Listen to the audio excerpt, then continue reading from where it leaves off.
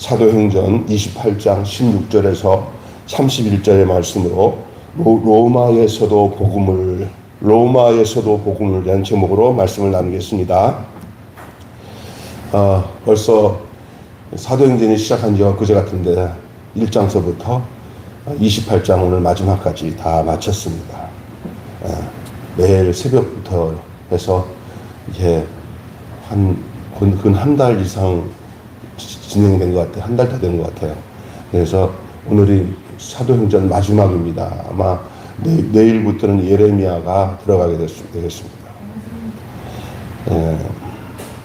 이 복음의 증인들에게 가장 필요한 조건이 무엇입니까? 오늘 드디어 바울이 로마에 오게 됐고, 로마에서 여러모로 특별한 경험을 하는데, 그게 뭐냐면은 자택연금을 당합니다.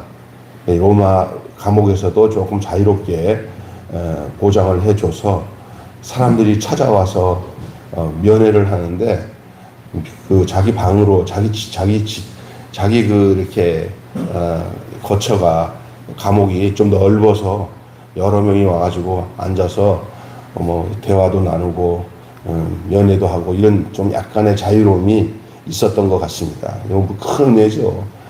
바울에게 있어서는 바울은 어떤 환경에도 그 환경을 이용해가지고 뭘 전했어요? 복음을 전했잖아요. 참 희한합니다. 법정에 있으면서도 계속 복음을 전하고 어떤 환경에도 바울은 그걸 통해 가지고 복음 전하는 것입니다. 그가 그렇게 오고 싶어 했던 로마, 지금은 감옥이긴 하지만 조금 자유롭게 면회가 가능하고 찾아와서 바울을 만나고 싶은 사람들은 다 만날 수 있고, 바울이 그 감옥을 교회로 삼아서 사람들을 모아놓으면은 거기서 강론을 하고 설교를 하고 복음을 전할 수 있는 그런 조건입니다. 이 복음이 순조롭게 전해지고 가시적인 성과를 거두는 것을 보는 건 쉽지 않잖아요. 근데 복음을 반대했던 제국과 제국의 말은 다 사라지지만 복음과 복음이 세운 교회만은 건재한다는 사실을 기억하시기 바랍니다. 복음의 창조력을 막을 수 있는 세력은 없습니다. 증인들에게 가장 필요한 덕목은 그 능력에 대한 신뢰입니다. 복음을 증거하는 증거자들에게 가장 가져야 할 것은 뭐냐? 나에게 이 복음의 메시지를 전하게 하시는 분에 대한 신뢰예요. 바울에 의해서는 이러한 신뢰가 아주 뚜렷하게 나타났습니다. 특별히 오늘 본문에 바울이 오자마자 했던 일이 있습니다. 로마 감옥에 갇히고 난 후에 바울이 왔다는 소식을 들었던 로마 안에 이렇게 거주하고 있었던 유대인들이 있습니다. 로마에 와 있는 유대인들, 우리나라 같으면은 미국 LA에 바울이 갔다고 합니다. 그러면 LA에 교민들이 있잖아요. 그러니까 바울이 지금 로마에 왔잖아요. 이 로마에 이미 와 있는 유대인들이 있습니다. 그 유대인들이 무슨 소식을 들었냐면, 야, 옛날 기독교를 핍박하던 그 바울 알잖아. 사울이. 사울로. 그 가말리아 문화에서 같이 나도 공부했지. 우리 그 가문이, 그 친구 똑똑한 친구인데 미쳐버렸어. 예수에. 제가 현대의 표현을 하는 거예요. 이미 로마에 와 있는 사람들은 어떤 사람들일까요? 우리나라에서도 저 미국에 가 있는 사람들은 대다수 생활이 옛날에 좋은 사람들 같죠. 그 강남에 사는 사람들이 이제 어디 갈까? 미국 갔어요. 그죠? 예?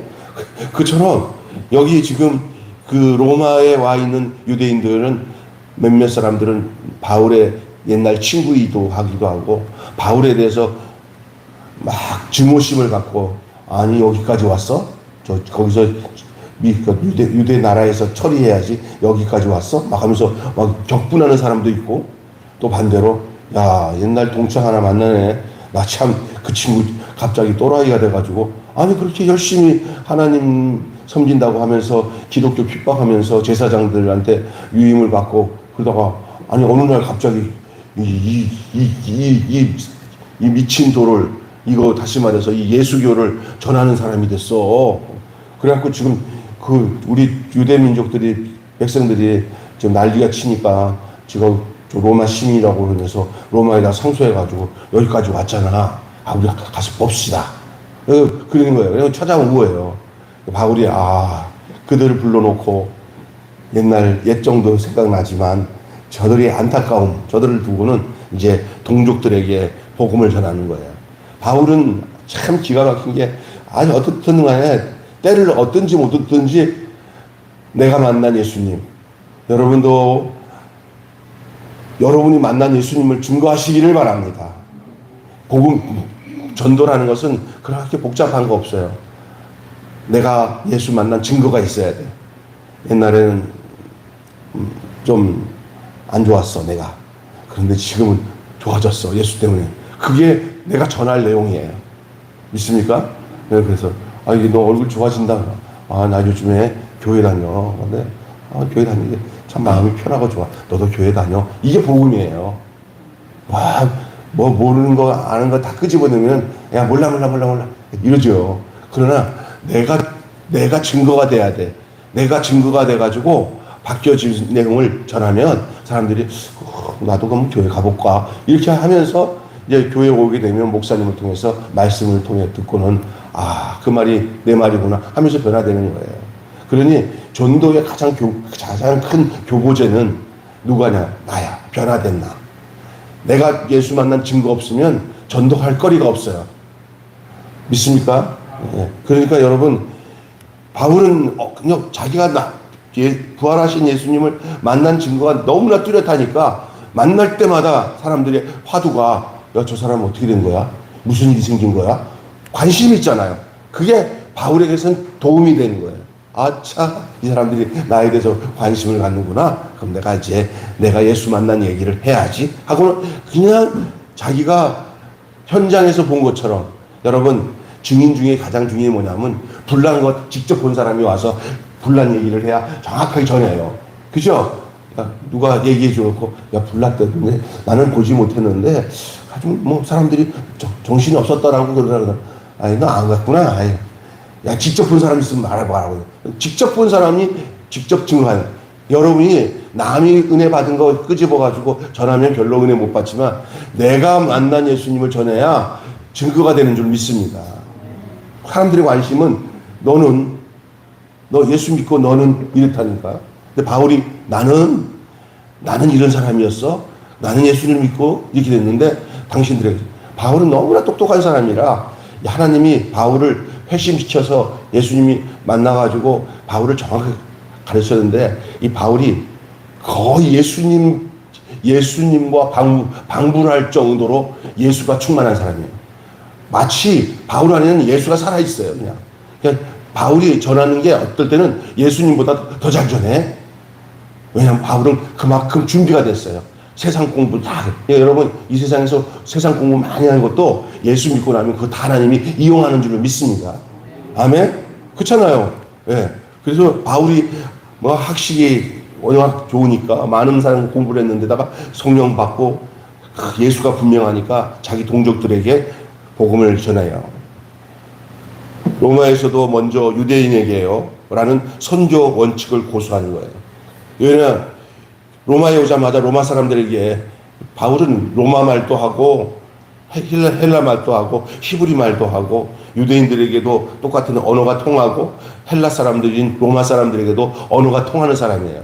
근데 유대 사람들 나를 죽이려고 하는데 여기까지 와서 또 나 만나자고 그래. 귀찮아. 이러지 않았다는 거예요. 먼저 유대인들이 찾아오기 시작하고 또 유대인들을 초청해요. 그 유대인들이 온 거예요. 자기 동족이에요. 이스라엘의 소망, 다시 말해 이방인의 빛이 되어 열방의 복을 누리게 하는 그 이스라엘의 사명을 예수를 통해서 성취한 일을 전하는 것이 바울의 사명입니다. 유대인들은 바울을 죽이려고 했지만 바울은 끊임없이 동족을 사랑했어요. 그래서 바울의 선교 정책은 어디를 가도 유대인이 있다면 유대인들에게 먼저 복음을 전했어요. 여러분, 우리가 나가서 예수 안 믿는 이방 사람들에게도 예수를 전하는 것도 중요하지만 그와 더불어 내 가족의 내 자녀들, 내 형제들, 이웃들 예수 안 믿고 또 교회 다니다가 안 다니는 사람 있으면 자꾸 먼저 권면해서 그들을 먼저 주님께로 인도하는 일이 우선인 줄로 믿습니다. 가족들은 아무리 해도 안 돼. 이러지 말고, 일단 듣든지 안 듣든지 가족들에게 먼저 복음을 전하셔야 돼요. 우리의 복음은 간단한 복음입니다. 예수 믿어야 된다. 교회 나와야 된다. 이것만이라도 큰 복음의 내용인 줄로 믿습니다. 예? 엄마 또 그 소리야. 알았어. 하더라도 또 전해야 돼요. 할렐루야. 왜냐하면 그것이 나중에 그들이 하나님께 돌아와서 은혜를 받잖아요. 그러면 그때 엄마가, 그때 우리 고모부가, 그때 우리 삼촌이 나를 그렇게 닭달 잡듯이 전도 안 했으면 내가 이렇게 예수를 안 믿었을 텐데 돌아서 보니까 내가 예수 믿기 얼마나 잘했는지 너무 고마워. 이렇게 되는 거예요.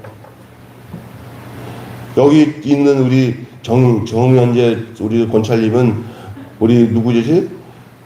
누가 닭달하면서 전도한 거예요. 예? 예, 심웅란 집사님이 친구잖아. 나중에 시간이 지나서 이제 보세요. 또 그 자녀들, 또 며느리가 또 엄마 그러면 우리 여기 아니야 또 그 누구지? 그 아줌마 따라, 친구 따라 강남 가듯이 아줌마 따라 천국 가 하고 교회. 전에 내가 저기 우리 바자회 할 때 그 며느리가 우리 교회라도 나왔으면 하는 그런 얼굴을 보이더라고요. 나잖아요. 근데 시간 지나서 계속 말씀을 듣다 보면은 이제 그 복음이 우리의 삶을 변화시킵니다. 근데 여러분, 동족에게 먼저 복음을 전하는 바울의 선교 정책을 기억하셔야 돼요. 이거는 바울만이 아니에요. 우리도 마찬가지예요. 나가서 이웃들에게, 안 믿는 사람들에게 복음 전하는 것은 당연하지만 더 우선적으로 복음 전하는 것은 내 가족, 내 형제, 내 친척들에게 복음을 전할 수 있기를 주님의 이름으로 축원합니다. 바울은 자기 동족들이 자기를 핍박해도 자기를 핍박해서 막 죽이려고 해가지고 지금 로마까지 온 거 아니에요. 그래도 이 로마에서도 계속 자기 동족 이 유대인들에게 먼저 복음을 전했습니다. 또 바울은요, 이 로마에서 와가지고 감옥에 갇혀 있는데도 아침부터 저녁까지 계속 쉴 새 없이 강론을 합니다. 쉴 틈이 없어요. 예, 우리나라 초기에 복음이 들어오든지 여기 여의도 순복음교회 옛날에 조영기 목사님 같은 경우는 아침부터 저녁까지 입을 쉴 틈이 없이 계속 끝나면은 대교구 모임 또 차 타고 쭉 가서 어디야 어디 오살리 기도원에서 집회, 숨 쉴 틈 없이 사람들이 모인 곳에서 복음을 전하다가 가셨잖아요. 다 숨 쉴 틈 없이 전했어요. 바울은 정말 감옥에 있으면서도 숨 쉴 틈 없이 복음을 전했어요. 입을 열어. 아침부터 저녁까지 계속 강론했습니다. 모세의 율법과 선지자의 말을 가지고 하나님 나라의 그 유임 통치자 예수님을 전했어요. 그러니까 바울의 전하는 내용의 중심은 예수님이에요. 저들에게 예수님이 어떤 분이신지, 그들은 전부 지금 예수님을 믿지 않고 하나님을 믿는데 예수님이 하나님의 아들인 걸 안 믿어요. 근데 하나님의 바울에게 임하셔서 성령이 임하고 난 뒤에 바울이 예수님이 어떤 분인지를 알게 된 거예요. 자기 동족들을 뿐만 아니라 그 감옥에 있으면서 이방인들도 막 찾아오잖아요. 바울을 찾아올 때마다 10명이 모이든 20명이 모이든 앉혀놓고는 똑같은 말씀이라도 계속 하나님 나라에 대한 거, 이 땅에 예수님을 보내신 이유, 예수님이 십자가에서 죽으신 이유, 예수님이 부활하신 이유, 그것이 당신들이 그 예수를 믿으면 어떤 사람이 되는 것인지, 그걸 다 전하고 나면 거기 있는 사람들 중에 두 가지가 나타납니다. 오늘 본문에 보니까 따라서 합시다. 믿는 자도 나오고 안 믿는 자도 나와. 믿는 자도 나오고 안 믿는 자도 나와. 깨닫는 자가 있고 안 깨닫는 자가 있어요. 바울은 지금 자기가 감옥에 미결수로, 감옥에 죄수로 와 있어요. 근데 이게 죄수인지 그 감옥 교회의 담임 목사인지 구분이 안 가요. 지금 이제 바울이 잡혀서 로마 황제 앞에 끌려가서 이제 조금 있으면 어떻게 되는지 아세요? 바울 목 내밀고 탁 잘리면 땡그랑하고 죽어요. 지금 로마에 왔긴 왔는데 조금 있으면 순교당해요. 순교당하는 그 나머지 기간, 그 시간이 이르기 전까지 감옥에서 자유의 시간을 준 거예요. 그게 아무나 찾아와도 만날 수 있도록.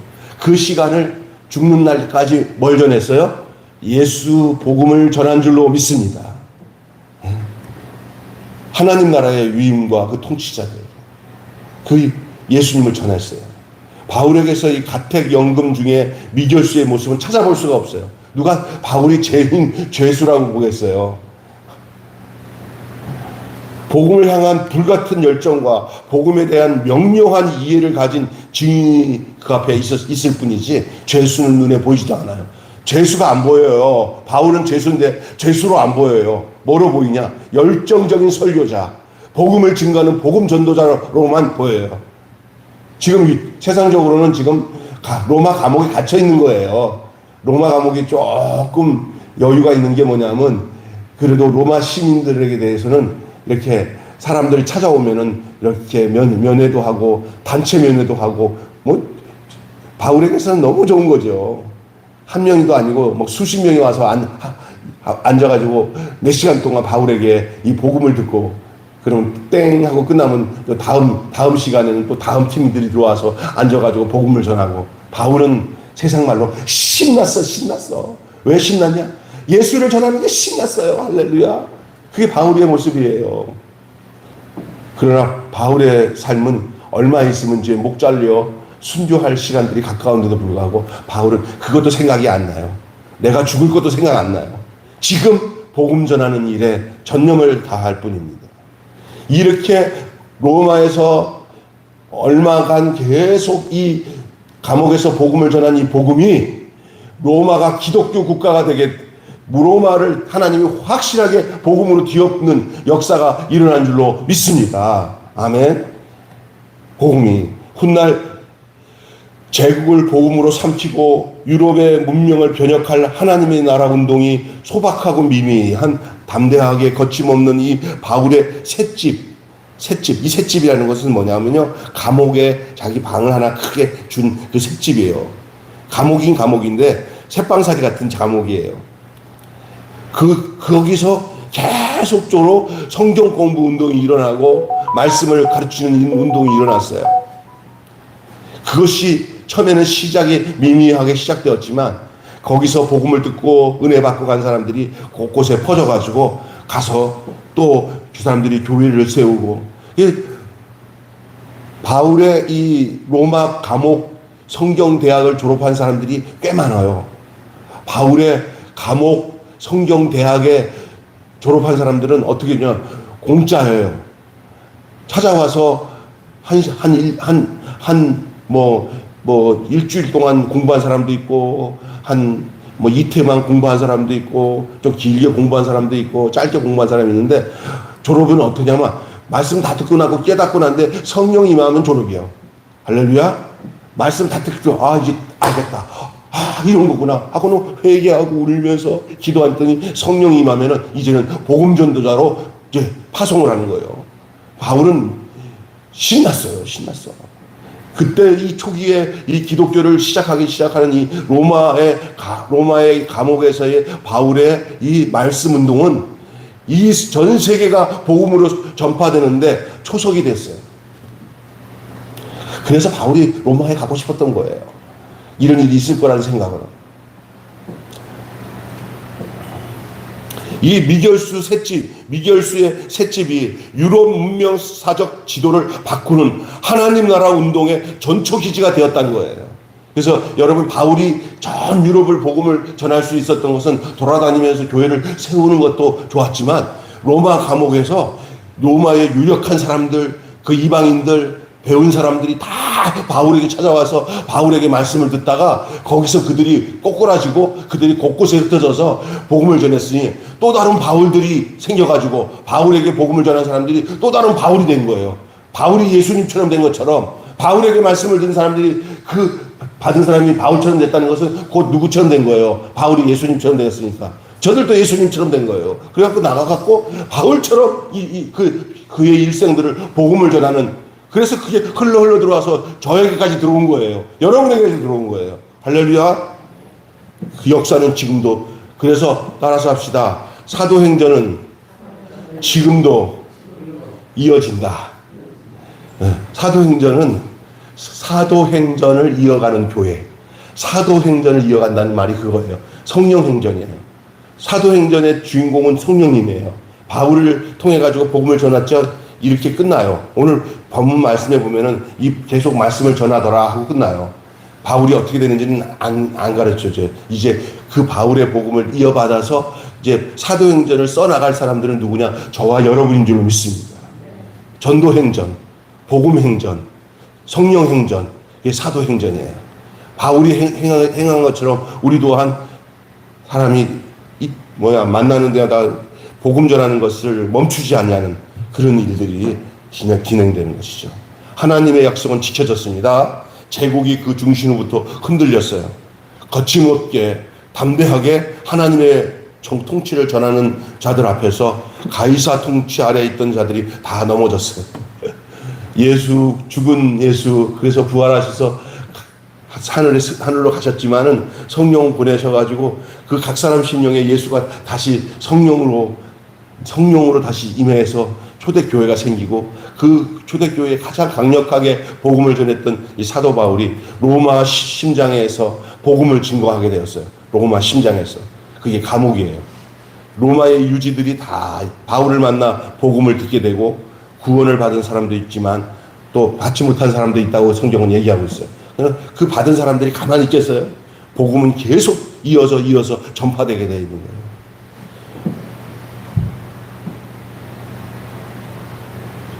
가이사가 바울 앞에 넘어졌어요. 가이사가 열정적인 말씀과 기도의 사람들을 통해서 시대와 장소를 넘어 사도행전의 남은 부분을 완성되기를 주님은 바라시는 거예요. 그래서 오늘 우리가 바로 사도행전 28장에서 이제 사도행전 29장을 써나가야 할 사람들이 저와 여러분인 줄 믿습니다. 사도행전 28장으로 끝난 게 아니에요. 사도행전 28장은 여러분이 29장을 써나가야 되는 거예요. 어떻게 써나가냐? 바울처럼 사는 거예요. 복음을 전하는 삶. 오늘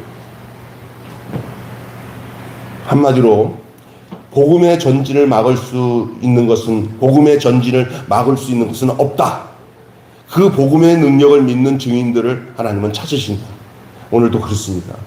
바울을 통해서 복음이 증거된 것처럼 오늘도 그 복음을 받은 사람들이 저기 세계 방방곡곡으로 흩어져서 복음을 전해서 여기까지 복음이 이루었어요. 좀 우리에게는 또 어떤 거냐? 여기서 마침표가 아닙니다. 우리도 진행입니다. ing, 진행. 네? 진행. 저와 여러분도 이제는 만나는 사람마다 살아계신 예수님을 증거하는 일이 멈춰질 수 없는 사실인 거예요. 그래서 오늘 말씀 다 듣고 난데 여러분 속에 이런 마음만 들어도 은혜가 된 말씀이라고 저는 믿어요. 그냥 듣든지 아니 듣든지 내가 만난 예수님을 전하자. 할렐루야. 듣든지 아니 듣든지 전하세요. 그러면 믿는 것은 주님이 알아서 하셔요. 안 믿는 건 지들 책임이지만 전하지 않는 것은 또 누구 책임이에요? 우리 책임이에요. 우리 주님께서 우리가 바울처럼 때를 얻든지 못 얻든지 복음을 전파하라고 했는데, 바울은 일생에 감옥에 있든지 법정에 있든지 어느 곳에 갔든지 그는 기회만 얻으면 자기가 만난 예수님을 전하는 일을 중단하지 않았던 것을 우리는 보게 돼요. 그게 사도행전의 핵심이에요. 기도하겠습니다. 하나님 아버지, 우리가 사도행전의 핵심을 알게 하여 주셔서 내가 깨닫고 내가 만난 예수님을 우리 주변의 사람들에게 하나님 증거하는 삶이 멈춰지지 않게 하여 주시옵소서. 바울이 전한 이 복음이 퍼져서 많은 사람들이 생명을 얻고 구원을 얻었습니다. 세계 복음화가 이루어지기 시작된 것은 감옥의 셋집에서 시작되었습니다. 하나님, 조건과 환경을 따지지 말게 하여 주시고 직장에서든지 가정에서든지 남편에게, 자녀에게, 또 이웃, 내 아는 친구들에게 입을 열어 예수 그리스도가 나를 위해 십자가에서 죽으시고 부활하셔 나에게 새 생명을 주었고 내가 하나님 나라의 백성 되게 해주셨다는 사실을 담대하게 증거할 수 있는 저희들 되게 하여 주시옵소서. 우리 주 예수님의 이름으로 기도하옵나이다. 아멘. 366장 우선 부르시겠습니다.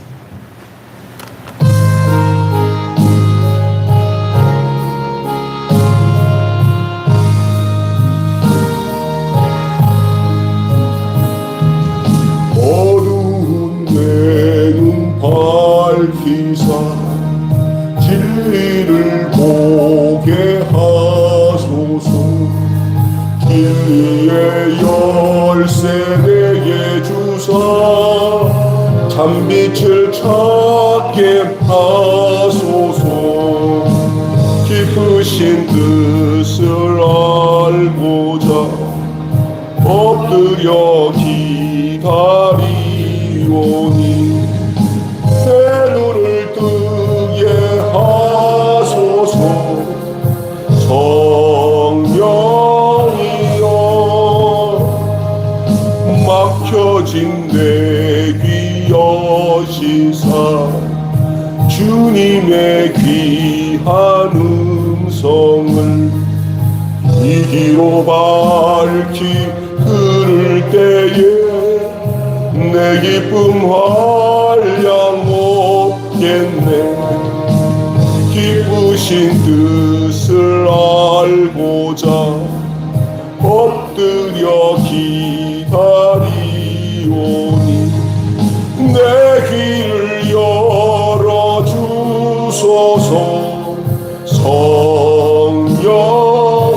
성령이여 공해진 내 입 여시사 복음을 널리 전하고 차가운 내 맘 녹여주사 사랑을 하게 하소서. 기쁘신 뜻을 알고자 엎드려 기다리오네.